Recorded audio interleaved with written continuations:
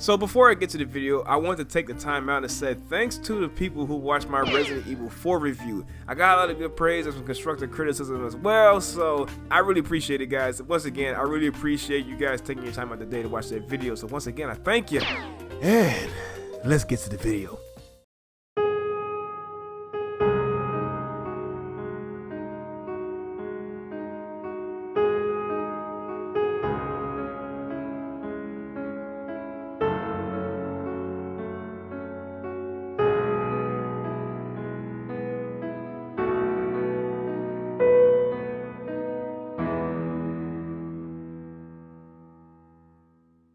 The original Resident Evil was known for popularizing and defining the genre of survival horror.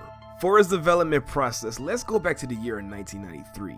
During its 3 years in the making, original Resident Evil was intended to be a remake of Capcom's old horror game Sweet Home, released in 1989 for Nintendo's Famicom. Yeah, this game never came to the West because it was too manly for children. Shinji Mikami was instructed to create a game set in the mansion like Sweet Home. Sweet Home creator Takeru Fujiwara, who was Shinji's mentor and game producer at the time, entrusted Shinji with the project knowing that he hated being scared because he understood what it meant to be frightening. During his first 6 months of development, Shinji worked on the game all by himself, creating concept sketches, characters, and writing over 40 pages of script. But here's a fun fact: the pre-rendered backdrops in the game were influenced from the Overlook Hotel from the film The Shining. Originally, this game was going to take the first-person view of Sweet Home. However, due to the Sony PlayStation hardware limitations, Shinji felt the direction wasn't going good enough. After seeing the game Alone in the Dark back in '92, it gave him an influence to use a fixed camera angle view system with the pre-rendered backdrops as well. Using both games as influences, Resident Evil was born in 1996.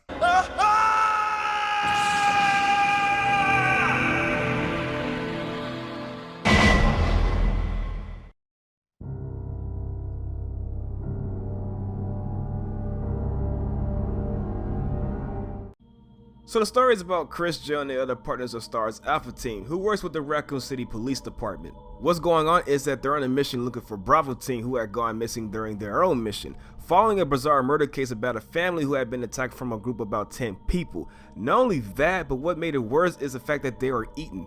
So Alpha Team goes into the Raccoon Forest to investigate. What they find is a helicopter with most of the equipment still there. One of their partners, Joseph, wandering around like a dumb kid, picks up a severed hand and freaks out about it. But out of nowhere, he is attacked and killed off by undead dogs. So in defense, the rest of Alpha Team fired the guns at the dogs.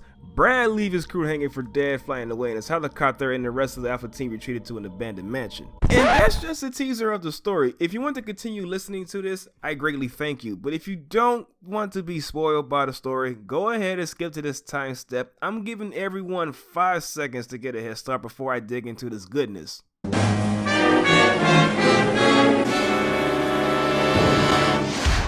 Resident Evil.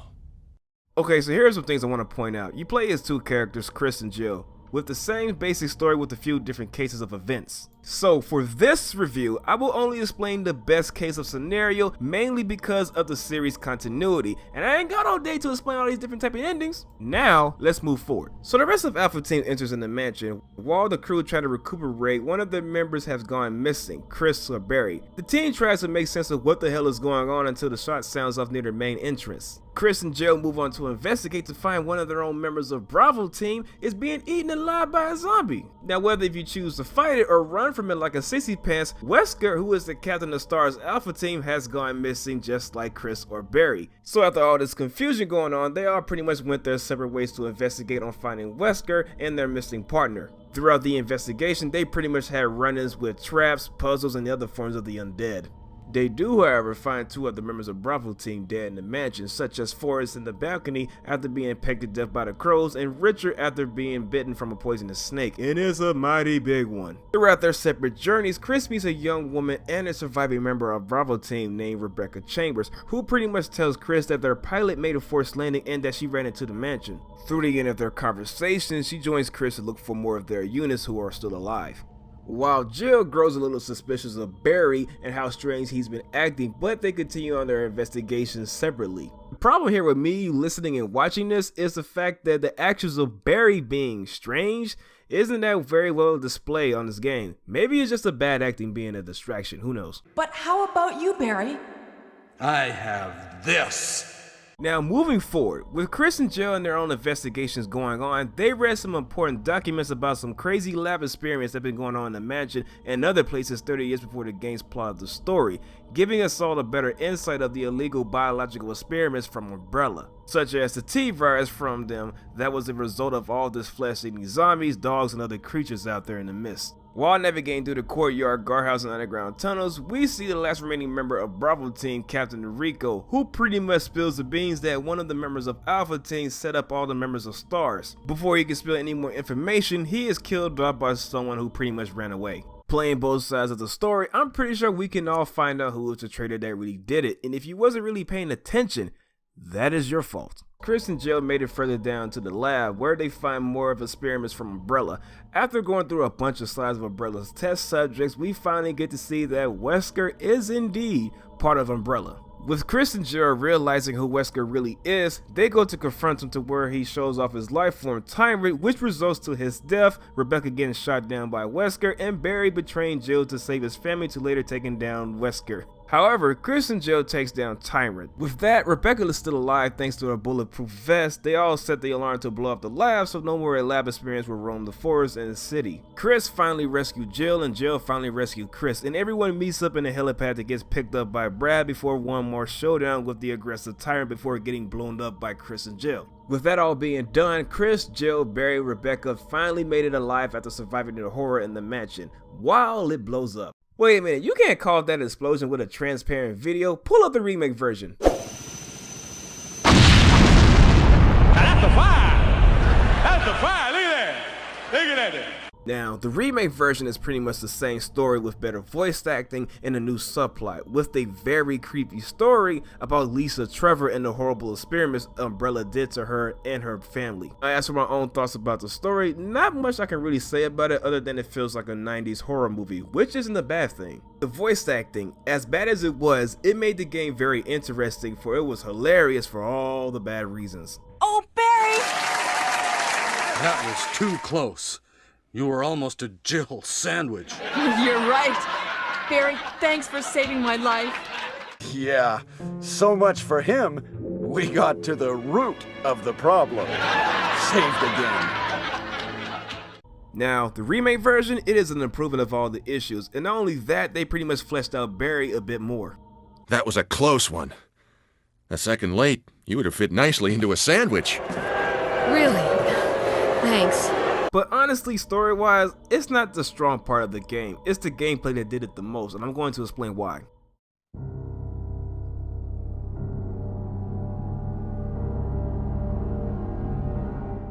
So like I mentioned before earlier, you have two characters to pick as, Chris or Jill, both with their own advantages and disadvantages towards the gameplay. Chris is very durable when it comes to taking damage from zombies and other creatures, and that's pretty much his only real advantage. Because with playing with him, he can only hold up to 6 items at a time, and he requires a lot more keys to unlock certain doors in the mansion, in which you can pretty much bet your left and right booty cheeks you're going to be doing a whole lot of backtracking. But Jill, on the other cheek, is less durable than Chris. But to her advantage, she can hold up to 2 more items than Chris, which is 8, unlock more doors with ease than Chris due to her lockpick, and she can hold a lot more weapons than he possibly could, which makes her playthrough a lot more enjoyable and all the fun. So looking at both characters, we can safely assume that Jill is the normal mode and Chris is the horror mode. Like I said before, Jill is a lot of fun to play with. The extra weapons, item space, and its lockpick never made the gameplay seem dull. And her partner, Barry Burton, is a hilarious character due to his infamous voice acting that made the game a lot more enjoyable than it should have. Well, at least in my opinion. Now, Chris's playthrough on the other hand, I do find a bit tedious to play with in the mansion. Especially with finding the old keys and completing certain puzzles and obstacles that require Rebecca, like this piano here for example, to get a gold emblem. The problem with this is that she is very rusty in playing the piano, so her playing the Moonlight Sonata correctly takes her and you your precious time, and you got no other choice but to BS your way through other places in the mansion until she gets ready to play it correctly. And on top of that, her voice really annoys me. Like, she comes up more as a cheerleader than a rookie cop, in my opinion. Oh no! On the positive side, Rebecca and Barry are helpful too. Rebecca sometimes offers Chris help in healing his wounds thanks to her medical expertise, and Barry often gives Jill ammo to her weapons and will also help out. Now that we got that out the way, let's talk about the controls. The game used a tank control gameplay system, which basically is like driving a person. It was put this way because its style represents the tightness and vulnerability in the controls. And since we're talking about driving, if you're not careful enough, one wrong move can result to a fatal death. No exceptions. Although this game does a really great job of making you aware that you aren't safe, it does however have a strong emphasis in evading enemies and most importantly, conserving precious ammo that I really do like. Now going back to combat, the handgun is pretty much your standard weapon, which can be a pain to use sometimes because most of the time when you unload half a clip against a zombie alone, it's back to square one, which is running and evading enemies as much as possible. The shotgun is one of the better weapons in the game. What I like about using it is the satisfying headshots against the zombies. Hearing their heads explode like fresh watermelon is nothing but satisfaction to my ears. Now the other weapons, such as this grenade launcher and magnum, are solid choices in using, but good luck finding the ammo because you don't find them that very often. Now we got combat out the way, let's talk about the level designs. Now since majority of the game is set in the mansion, you'll spend a lot of your time navigating room to room, accessing newer areas while other doors require a special key to open them. In order to get some of those special keys, some are hidden in rooms, some you have to complete puzzles and obstacles to get to, and the other some after killing a boss. To be quite frank, this whole entire mansion and its rooms are connected like a gigantic puzzles, but back to it. Throughout your journey in the mansion, you run into rooms with a special chest that's hidden somewhere. With this chest, you can store and pick up as much items as you possibly need or don't need to advance. The puzzles and clues in this game provide a fair amount of challenge to new players, and it's real simple too. It's not too hard and it's not too easy to figure out. And then on top of that, there are also many scattered documents to read to find out a little bit more what happened in the mansion before the game's plot. Like this Keeper's Diary, for example, is about a guy who was slowly turning into a zombie. As each day went by, part of his flesh keeps coming off, and on top of that, his vocabulary and writing became a lot more slower and slower like a caveman, which pretty much gave me this chilling, unsettling vibe. And now that we got that out the way, let's talk about the enemies. The zombies are pretty slow, obviously, but they do some serious damage when they bite. Now the dogs are very relentless and they can overwhelm you with their speed, making it very difficult to shoot them, and the hunters don't do much except giving you these hands. There are also spiders, sharks, bugs, snakes, and other creatures, but they ain't really that scary. With that being out the way, let's talk about the different versions. For those of you who didn't know, there were two versions of the game on the PlayStation, the Director's Cut and the DualShock version, both with them being the same. Although the DualShock version has a new soundtrack that no one really asked for in the first place. Here, take a listen. What is it? Watch out! It's a monster! Let me take care of this.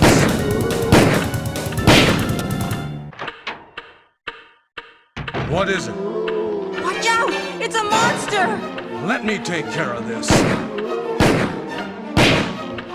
What's new is that both versions offer two extra new modes. Beginner mode, where enemies are a lot easier to kill, but not only that, picking up any weapon ammo doubles. And there is also a range mode that pretty much offers new costumes for Chris and Jill, and it changes the enemy placement and items in the mansion, which adds a lot of replay value to the game. For the full package, original Resident Evil is still a solid game, even though its horror in today's standards isn't as effective as it was 20 years ago. And last but not least, let's talk about the remake version. The remake version is by far the scariest version of the series, at least in my opinion. So what's new about this remake is that all the rooms have been completely redesigned and new rooms were added. And the same applies for the puzzle as well, to keep old players on their toes. Added to this game, there are also defensive weapons that can be used against enemies that try to grab and eat you. I love this mechanic a lot because it saved my skin quite a few times. But what's really the game changer are Crimson Heads. They're pretty much aggressive zombies that can run and do some serious damage to you. You see, when you kill a zombie, they're not really dead until you blow its brains out or burn the bodies. And if you don't, they come back 20 minutes later to kill you. Which adds a whole new layer into the horror that makes the game a lot more scarier than it was so many years ago. And this is why this version, in my opinion, is the best. Now, disappointingly, this game in the original version didn't have any extra content besides extra harder difficulties, and that's pretty much it. It does have special weapons to attain after beating the game in a certain amount of hours. And there's also special costumes on top of that as well.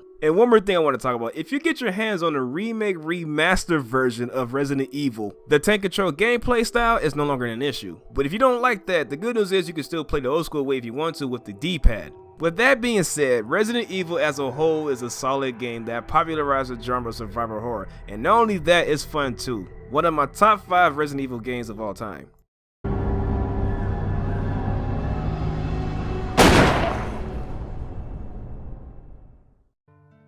So after going over everything I said, it is safe to say that this game is still amazing to play to this day. With this unique way of exploring rooms in the mansion, it's almost as if you're there. Although I can't stand the use of backtracking, I understand its purpose and why it was one of the focus in the horror game. With that all being said, ladies and gentlemen, let's raise our virtual glasses, and here's to 20 years of Resident Evil. Hello everyone out there in the virtual space known as the internet. Now if you enjoyed my review and want to see more videos like that, do me a huge favor and tap in that like button and tap that subscribe button so you won't miss a video from me. And if you're a fan and played this Resident Evil game, comment below your favorite moments from your experience. I'm really interested in reading your comments, y'all, so we can have a conversation going. Also, if you want to spread the word and sharing this video to your friends and upvote this video on VidMe, I greatly appreciate that as well. So anyways, y'all, for the next review, we're going to take a look at Resident Evil 2. Yes, this time we're going to Raccoon City. So be on the lookout for that, guys. It's going to be a great video. But anyways, y'all, I want to take the time and say thank you all for taking time out your day and watching this video. I greatly appreciate that. Hopefully the next review won't take me as long. I had a lot of things going on. I had a lot of setbacks, but I'm back in this YouTube thing, so I'm ready to go ahead and knock this thing at the park. But anyways, guys, with that being all said, I'm JoshSTATiX, and I'll see y'all another time. And I'm out. Peace.